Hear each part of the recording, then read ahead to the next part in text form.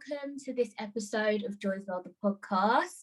As you guys can tell from the title, I have a very, very special guest. She is a reality star, a model, a lover of cooking, and she's definitely a mother I would like to flipping interview. Welcome, Ferne McCann. Oh, what an intro. Thank you, Joy. Oh, Here we Ferne, are. You can interview me now. I know it's been a while, but we got here in the end. Yes. And we're glad. I mean, it says on your Instagram, what's meant for you won't pass you by. So I feel like this is meant to be. Oh, yes. I'm a big believer in that. Like, I think sometimes in life you can get really down in the dumps if you lose out on a certain opportunity, or if a breakup happens, whatever happens in your life, and actually just holding that faith that what is meant for you will absolutely be there and it won't pass you by. So that's why it's in the bio of the Instagram, you know. Yes. And Fern, my first question to everyone I interview is always the same, because I feel like it's always good to really check in with people. And a lot of the time we ask people, how are you doing? And people don't always give an honest answer. So my question to you is, how are you really feeling today? Wow. Well, I'm going to be completely honest, because I always am with everything that I do. I wear my heart on my sleeve. I count myself as a pretty positive person. I'm upbeat. I feel good when I wake up in the morning. I exercise. I eat good.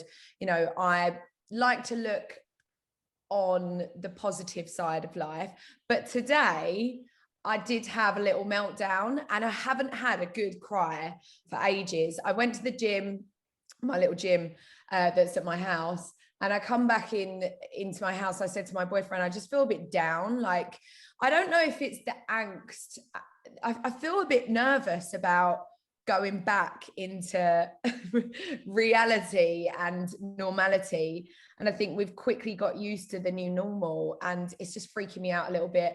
And I just shed a few tears, but now I feel good. I feel positive, and I think it's always good to have a little cry, isn't it? No, definitely. And we're going to get into that a little bit more in terms of like our mental health and how we keep ourselves going. But I think it's important to really like just be in touch with our emotions. I was a bit down yesterday because my daughter would not let me sleep. But today, last night, she slept really well. So today I'm feeling a lot better, to be fair. So yeah, it's good. It's good to be honest about how we're feeling, I think, as well. Now, Fern, you mentioned your boyfriend there. We're going to get into that as well. But yesterday, because I'm single, Fern, right? No one wants me. Okay. So, oh, stop. No, it's Fern, babes. I'm single. Do you know what I mean? I don't know why, but I'm single. So I was talking to a gentleman friend yesterday, and something really embarrassing happened, and I don't know what to do. So I want your advice. Okay. Oh my God. God. He was like WhatsApping or whatever. And I was asking him like, oh, what country are you from? Oh, no. And he was like, I'm British. And I was like, oh, okay. And he was like, why do I look like I'm from somewhere else? And I was like, I don't know, you could have been, you know, Irish, Scottish. And so he was like, they're all British. And I was like, oh no. Oh, he was like, no, Fern, he was like, Britain is made up of 4 countries. Yes. England, Northern Ireland, Scotland, and Wales. And I was like, and this is me, I had to style it out. So I was like, well, technically, but you know, we won't go into that. And he was like, technically, question mark. I was like, it's fine, don't worry about it, it's fine. So is it, did you brush it under the carpet? Is it all good now? I've just stopped messaging. I feel so stupid, Fern. I don't know what to do. No, that is not the attitude, right? This is my advice, is I would just, I think it's that honesty, isn't it? It's just, actually, when you make little mistakes and whatever, I think it's endearing if you just hold your hands up and say, oh my God, what a blonde moment, or whatever you want to say. I didn't even want to insult the blondes, you know, because there are blonde women out there that would have known that. Do you know what I mean? I just got tripped up on that though, to be fair. I had to think about it twice. We're too busy. Like you're a single parent, right? So sometimes these things are going to slip from your mind. I wouldn't stop texting a guy just because you have one of their moments. Text him now. Text him right now. Joy. I'll text him after. and be like, oh, I'm just doing my geography homework. Oh God, right. So Fern, let's talk about parenting. So as you just mentioned there, I'm a single mom, you're a single mom. When I was pregnant with my daughter Janelle, she's 5 now. When I was pregnant with her, I was really, really scared, like just really, really nervous. And I know you spoke a lot about, you know, and obviously it was documented on your show about your pregnancy with Sunday and how it's been since.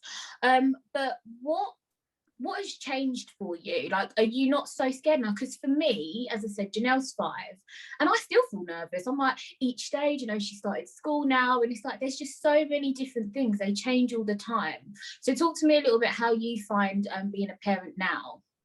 Well, I think every chapter arises new challenges, doesn't it? So you can say, oh, it's the terrible twos. Oh, they're just being a three-nager. Then they start school and you've got the worry of that. Are others going to be kind to them? Are they going to be kind to others? Are they going to eat when they're at school? It's all of these worries. And I think you never stop worrying. I wasn't overly maternal before Sunday and then when I was pregnant. But actually, when I gave birth, that mother's instincts came flooding in. But I still have moments where I'm second guessing myself, and particularly being a single parent, you haven't got that other person to bounce off of or just have your back. But yeah, I mean, being a parent to Sunday now, I have moments, she's 3, I have moments where she is an angel, and moments where I'm like, babes, my mum needs to come and pick you up because you need a timeout. And every week I'm like, okay, her behavior is getting better, there's less tantrums, and then something will happen and she'll just go again. It's a roller coaster, isn't it, being a parent? I want to tell you it gets better when they're 5, but I can't lie to you. Oh my God. And you know what? I know it's coming. I know that Sunday's a very ferocious, strong-willed, independent little girl. And I love all of them qualities. If she can channel them as she grows up to turn them to use them to her advantage, she's going to be like the ultimate boss babe. She's going to be a CEO of a company. But right now it's very difficult. I think it's hard raising girls, really do. But here's a thought. I don't understand what happens to these strong-willed, independent, demanding little girls. It's like they flip and become almost, I think women almost become like really self-conscious, and they're always thinking, oh God, is this guy gonna like me, or am I good at that, and doubting themselves all the time. It's like you hit an age as a woman and just start doubting yourself. Whereas at the moment I look at Sunday and I really admire her, carefree, so sure of herself, knows where she's going. Strange, isn't it? Yeah, no, I think it's just life, isn't it? Life gets to people and then things happen, and then that's what kind of gets us down. But going on from that, how do you keep yourself like feeling confident and happy about yourself and being strong yourself? I just do things that I really enjoy and that make me feel good, and I commit to those. And I'm a big believer of small daily disciplines. So it doesn't have to be, you know, like doing things that make you feel good. It doesn't always have to be going out on a big old run, or I don't know, going to get a facial. It doesn't have to be something. It could be as small as eating your favorite biscuit or reading a chapter out of a beautiful book that you like. So I think it's just committing to those small daily disciplines every single day, are things that make you feel good. But for me, the main thing really is exercise. As difficult as it is, it does lift my mood. And then cooking. I love to cook, and I can really express myself, and I feel so calm, and it really just excites me. I love planning my meals. I love feeding my friends and just whoever's in my house when we're allowed, obviously, and not in a lockdown. And I love to host. So it's just doing things and really plugging into those things that make you feel good. Yeah, no, that makes a lot of sense. I mean, I love to host as well, usually men, but Fern, Oh talk to my me a God. bit more about fitness. I recently, so I'm a fatty, I've always been a fatty. Since I had Janelle, I got even bigger. And about 11 weeks ago, actually, I had a gastric sleeve fitted. Did So you? I've currently got 20% of a stomach, and I like to say it's shaped like a penis rather than a banana. Oh Um, God. it's the only action I'm gonna get for now.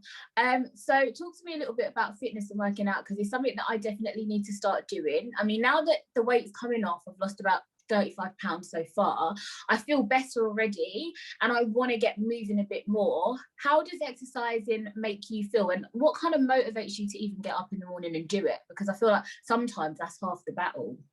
It is. That is definitely half the battle. I think it's taking it one step and one day at a time, and by setting realistic goals. So there's no point saying I'm going to go and run 5K when you're not used to running in general and exercising. It may be your realistic goal might be getting 10,000 steps in per day, or I don't know, setting yourself a little challenge where you exercise 3 times a week, and that could be going for a walk, it could be doing something even for 10 minutes, 20 minutes, just being active. And obviously with you at the moment, I just believe that you need to eat less, move more. So you are definitely eating less because of the sleeves. You just need to get moving more. And for me, like, I think to how I get myself up in the morning is like, remind yourself of your why. So why you want to achieve those goals, those realistic goals that you've set yourself. Why do you want to do 10,000 steps per day? Why do you want to work out 3 times a week? And ask yourself why. So for me, or for you, it might be to be active. Sorry, the sun has just popped into my Velux window and gleaming on my face. So it might be that you want to be at your optimum state of health, so you are here for your daughter. It might be you want to set an example and be an inspiration to your daughter or the younger ones around you. It might be just for your health. It might be to improve your mood. Just exploring your why, I think, is really important. Fern, does exercise help? Definitely gets you moving more, doesn't it, Hans? I mean, got to be bouncing, you never know. And burning those calories. Definitely. So, Fern, talk to me about first time mum. What is that like, kind of having cameras in your house a lot of the time with Sunday? Because for me, I couldn't think of anything worse, like, people don't want to see me first thing in the morning, honestly. So how is that? And has it got easier filming now that Sunday's a bit older? No. And before every series, before we start filming, I'm like, how is she going to be? Especially this, in between the last one and we start filming at the beginning of May for the next one. Children grow up so fast, even from a few months, don't they? And they change. So I'm really like, how is she going to be? Because she's so with it now, she's so knowing. So who knows? But that's, I guess, the beauty of the show is just however she will be, that is the show, isn't it? But yeah, I mean, like, you quickly get used to the cameras being there, and it's a very small crew, and you have to, they're like extended family members. You've got to get on with them so well because they're around you all the time. But yeah, I mean, first time mum, I love it. It's a show that I hold very close to my heart because I started it when I was pregnant, and I'm still doing it, and Sunday's nearly 3.5. So people, first time mum fans have almost watched Sunday grow and watched me grow as a parent as well.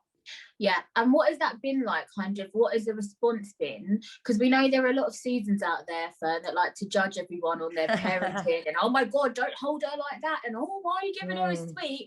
They have a heart attack about everything. So what has the response been like, and how do you kind of ignore those people? Do you just not take notice of it?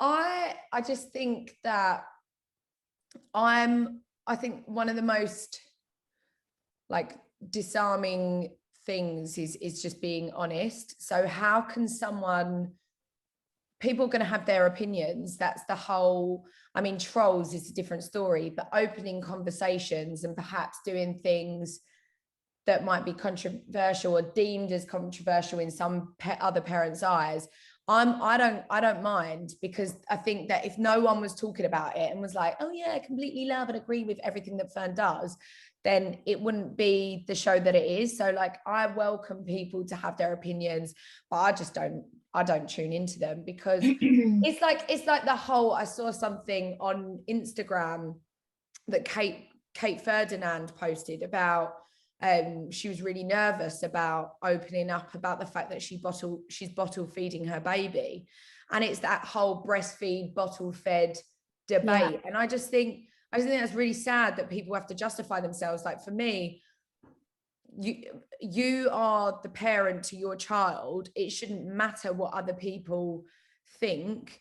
It's your choice. So no one else is going to know your child better than the mother. So I just ignore it. Yeah, and I think that's the thing as well, though. It's like there's so much judgment on parents. And I remember when I just had Janelle and I had to keep taking her to the health visitors to get weighed and things like that. And I think a lot of the time people underestimated me because I am a mother with a visual impairment. And it was kind of like people didn't understand how I lived my life in general. So they didn't understand how I could then look after a child. And so I had to learn from very early on that I am a mum, and no, I can't see properly, but I'm still going to be the best parent for this child. And it's a case of kind of being your own advocate, isn't it, really? And being your child's advocate. It's like you have to know that you're the mum, you're the boss, and whatever you say goes, and everyone else can fuck off, really. Here. But that comes with time, doesn't it? I think as a new parent, you doubt yourself, but actually learning how to be a mother and learning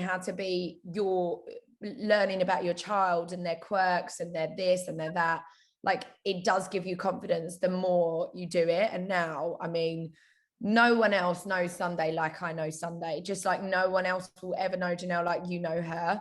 We are their mums, and I think that's such a special, rewarding, massive responsibility to be for your child. And I think we need to give ourselves more credit, especially being single parents, because it's not easy, is it? It's not easy. I think having that someone there to kind of go through these things with you and kind of share their little moments is really nice. But I know your mum's a big support for you. My mum has been my biggest support as well. And I think that I love to see their relationship as well as like granddaughter and grandmother. It's really lovely to see. You speak about your mum a lot and how she helps you with Sunday. Is she always there for you, like to see those moments? And so do you feel less alone? Oh, I love my mum and Sunday's relationship. They're like besties and they have such a giggle, and it's really special, the grandparent and grandchild bond. But yeah, my mum is amazing. She's always there for me, and I feel very lucky to have her. Fern, I know that you said recently in an interview that you are in therapy. I'm in therapy too. I started in about February. Oh, wow. I feel like it's really important to take care of ourselves because you take care of your body. I mean, not so much, but we take care of our bodies. We go to the doctors if we're not feeling well, but we don't ever look after our minds a lot of the time. I feel like now the mental health conversation is very open. Everyone's kind of open and willing to talk about it. It's not so much of a taboo. So how has therapy kind of helped you, and do you think that other people should do therapy, even if they may not be going through a crisis, but just to kind of check in on themselves? Yes, definitely. It's a controversial one because I opened up about it. I've been seeing my therapist for years now, it's coming up to 4 years, and I have found it a really positive experience. And honestly, like, just from talking through many situations has really helped me to understand and overcome them and deal with my emotions. I think I said, right, this is why I never really spoke about it, was because I feel that in the UK, in Great Britain, Joy, you know that's Scotland, Ireland, Yeah, Wales, Northern Ireland. Yeah, you got that. Yeah. In Great Britain, there's like this taboo of in therapy. That term in therapy is like, oh, you've hit rock bottom or you're having a mental breakdown. When actually that wasn't the case for me. I just, like you were saying, I wanted to just check in with someone, and someone that's impartial, that wasn't my friend, and to have them boundaries with that person where you can just open up and it be completely confidential. And then when I spoke, I said something on, the reason why I've never spoke about it was because of that reason. I almost felt embarrassed to talk about it. And I literally dropped it in, and I think I was on a live on Instagram, and then the press picked up on it. And then I thought, yeah, do you know what? I'm going to own this and speak about it in an interview. Then I shared that interview on my Twitter. And then people were saying, oh, it's all right for you. You can afford it, blah, blah, blah. There's some people that don't get to that part. So I'm very, very conscious that if it's accessible to you, and if you can see a therapist, then obviously I would strongly recommend it, because it has been a really great experience for me. I understand that it's not everyone like that can go and see a therapist, but obviously seeing your doctor and saying, I feel like this would be beneficial for me and for my mental health, then obviously, yeah, I definitely recommend it. Yeah, and I think it's that kind of thing though, from whatever you do or whatever you say, there's going to be people that are just going to, people just want to hating assholes. People are going to hate for the sake of hating. And I think as well, as you said, people can go to their GP. It is a process, because I've done that as well. It was a process. And then also with the NHS, it's kind of like 6 sessions and then you're done. And that's not, sometimes you need it for longer. But what I would say to people who are thinking they can't afford therapy is reach out to therapists, because that's what I did. And then there's a lot of them are self-employed, so they can actually change the prices. So just explain to them your situation, and some people are quite willing and open to kind of lower their prices for you. Just saying, we're always trying to have a little bit even of therapy. People. And also it's a case of, why do you need to wait till you hit rock bottom to get therapy anyway? Like, that makes no sense. Like, I feel like it's good to check in with yourself. I speak a lot on my podcast about my depression and how it came about. Kind of, I think Janelle was about 2.5 when I kind of realized it. So are you dating at the moment, Joy? I know you said you're single. I have a fuck buddy. Oh my God. See, I'm a bit of I love to give love advice. Not that I was very successful in love up until recently, but I love to hear all about everyone's love lives. Like, if I'm meeting you and like we're on a night out, I'm like, so babes, how's the love life? Well, let's get into it. That's my next question. My next question, Fern, is all about sex and relationships. So let's talk about it. Obviously, you're in a relationship, right? Yeah. So well done. Congratulations. How did you find a man? How are you keeping a man? How can I do the same? So I knew my boyfriend, I met him 5 years ago in Marbella, so Essex in Marbs. But he's not from Essex. I literally just met him there, had a little fling with him, was seeing him for a little while. And then, on Instagram and social media, you always keep in contact, and bumped into him every now and then, and just rekindled. So basically, I was filming Best Home Cook for like a month at the same time as filming First Time Mum, and it was the in-between stage of in between lockdown 1 and lockdown 2, or 2 and 3, I can't remember, where we could go out and restaurants and clubs were open and that sort of thing. So I'd literally finished that, and was just a month where I was filming 2 shows, had no social life. And I said to my friends, I want to go out. And my boyfriend does parties and events. So my friend was like, oh, why don't we go to Jack's event? The rest is history, babes. How I'm keeping a man, I don't know. Sometimes it's the cook. Yeah, it's the cooking. It's definitely the cooking. I mean, I'd date me if I, because top chef. See, I can cook, Fern, but however, now I've only got a penis-shaped stomach, I can only cook a tiny bit, and it's like, so I need a man to eat the majority of the food and then leave me with the scraps. Oh, I'm sure there'll be plenty of men that wouldn't pass that by. I mean, I maybe have to go to Jack's events. Come to the next one. I mean, has Jack got a brother, a cousin, a granddad? No, he hasn't, but he has got a lot of friends. Jack knows so many people. He's like, yeah, he's just very well connected and knows a lot of hotties. Okay, good. I need a hottie because I'm a bad bitch, so I need a hottie. Yeah. Well, what about the fuck buddy? Who's can you share? Does he listen to your podcast? He definitely doesn't listen to my podcast. All right. So but then obviously if I say that I've got a fuck buddy Fern, then all the other guys that want me are gonna be like, yeah. But what I'm saying is, Fern, I will happily leave the fuck buddy to get with somebody better. Do you know what I mean? Yeah. You know, so just disclaimer, you will leave that one if let's just say it's been a while. Let's say that. I haven't seen the fuck buddy in ages because it's lockdown, obviously, and I don't break the rules. I'm a good girl. Really? Yeah.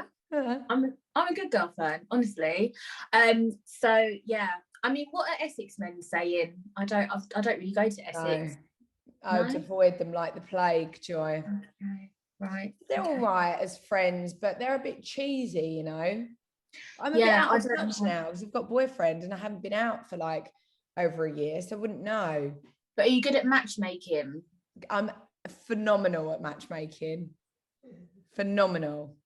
So are you saying right here, right now? What's your type? You're finding me a man. So my preference is black, taller than me, which is not hard because I'm only 5'5". I like a beard, but it's not like 100% a no-no. Do you know what I mean? Because I feel like a beard is like manly. Do you know what I mean? Yeah. They can always grow one if they haven't got one. They could grow one, yeah. I mean, a big dick, obviously, but you're not going to know that. So I don't know. But you know, it's not really an end all. Do you know what I mean? Look, love honey exists, right? So if it's not big, then we can work other things out for them. But do you say that? Is that like a first, like when you go in, like have you got, or are you asking for a dick pic? No, I don't want a dick pic. I'm more of like a touch tour kind of person. You know, see, these are the benefits, Fern, of not being able to see, is that you have an excuse to touch people up. What can they say? It's accessibility, isn't it, Fern? Absolutely. So you're using that to your advantage. 100%. We've got to, babes. Do you know what I mean? But yeah, no, I just want a man that's nice, friendly, you know, supportive, ambitious, you know. Yeah. Just the norm, really, what everyone wants, you know. So with your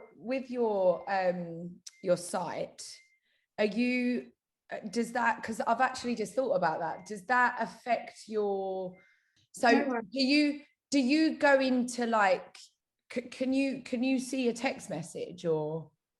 Yeah, so I can. So on my phone, I don't know if you can, I might show you there. I've got my settings on like the largest font, and also on like all iPhones and Androids there is, well, on iPhones there's something called VoiceOver, which a lot of me and my blind friends use. It basically reads everything out that's on your phone, on your screen. So it reads out all the messages. But iPhones are really good because like Apple should sponsor me, do you know what I mean? But yeah, the text goes really big. So for me, I've got 10% vision, so my right eye is completely blind and my left eye has a tiny bit, so 10%, with the help of my thick glasses, thick body. Do you see what I did there?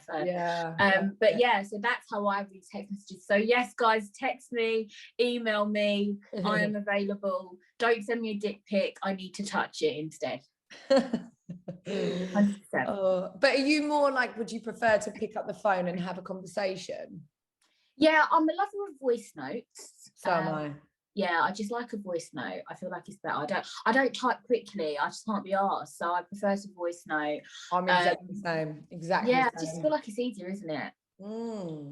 Definitely. And I feel like as well, I like a man with a nice deep voice. Like they have to have a nice voice. Otherwise it's not happening. It's game over. Do you know what I mean? Yeah, that is really attractive actually in some guys. Yeah, no, definitely. Who's your ideal guy then? Because I've got a few in mind in the. Do you? Who are they? Just for you guys, I know. And I like men that are a little bit older. Like I'm 26. I don't want someone that's 26. I want them to be a bit older, like 30 and above. Okay. Between 30 and 36. 37 nice. max. Nice. because I feel like older guys are a bit more mature. Like, I need a man that can deal with the, you know, dating a woman that has a disability, because a lot of men on paper say that, yeah, it's fine, they don't care.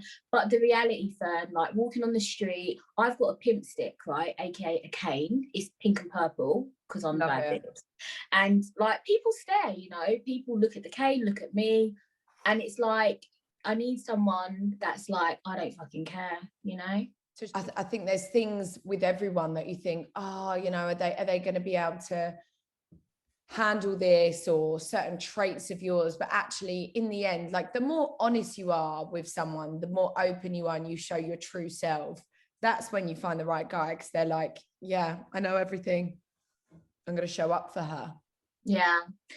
No, definitely. And I think it will happen. It definitely will happen. Got to make it happen. Do you know what I mean? Where there's a will, there's a way, Fern. Absolutely, babes. What is next for you in terms of work, in terms of family life? So is Sunday getting a sibling?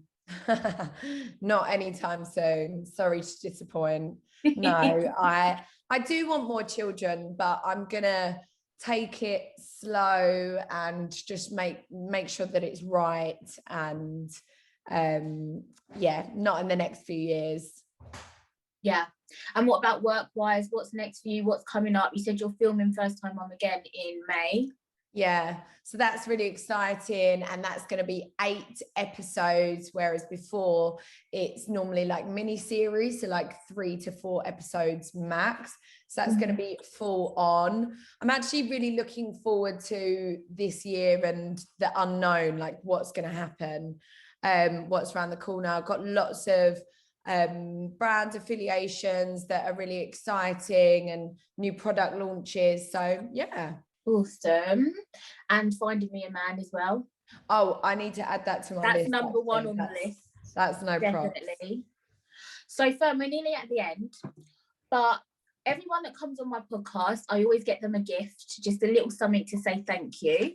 So I've got you a few, but the problem is, Fern, 2 of them ain't turned up yet. It's deliveries. Do you know what I mean? What can I do? What can I do? But I'm going to tell you what they are. But I'm going to show you this one first. So this is a little Joy World the podcast box, and it has, right, can you see that?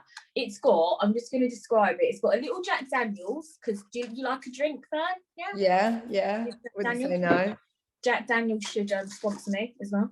A Joy World the podcast pen, because everyone needs to write, so allegedly. Sweet. Thank you. Some lollipops, because if we can't be sucking on a penis, we got to be sucking on something. We have, sorry, Fern, I'm very inappropriate. Sorry, this is fun. Just... I do you know what? I am as well, but I've been so media coached into not being myself. Like with my friends, I'm crude and love any sort of inappropriate jokes.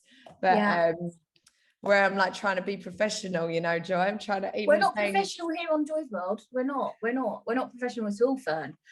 This is just how it is. Oh, I had an episode where I spoke about thrush, you know? Yeah, I mean, I'm here for it. I'm more than happy to talk about women's health issues, you know. Yeah. We got some Joy's World the podcast sweets. And then some other few bits and bobs there, Fern, right? Then we've got, because I know that you love cooking, right? So I've got you this for your kitchen. It's a sign that says welcome to Fern's Kitchen. Wow, that's so sweet. And then I've got 2 more things. So the last thing for you was it's a chopping board that has your name in it. It says Ferne McCann, it says 2021, and it says best chef, because I thought you like cooking, you chop stuff up, do you know what I mean? Oh, and then so sweet. The last thing for little Sunday is a 67-piece colouring set with her name on it. So good luck trying to find all those 67 pieces. That's all I can say. Thank you so much. That's so generous of you. That's lovely. Thank you. No worries, Fern. Thank you so much for coming on. I look forward to you finding me a man. Do you want to just shout out your socials and everything? I'm sure people are already following you, but hey ho. Yeah, so you can follow me at Ferne McCann. find me there. It's pretty, you know, just my name. It's original. Very original. Thank you, Oh, darling. guys. Oh, it's been so much fun. Loved No it. worries. Thank you for the Guys, gift. you're welcome. Thank you so much for coming on. Guys, that is the end of the episode. Thank you, Fern, for joining me. Remember to follow your dreams and follow me on Instagram at JoyPodcast. Follow me on Twitter at JoyXOXO. Email me if you're a hot guy, joyspodcast@hotmail.com. Stay happy and live your best life always. Mwah.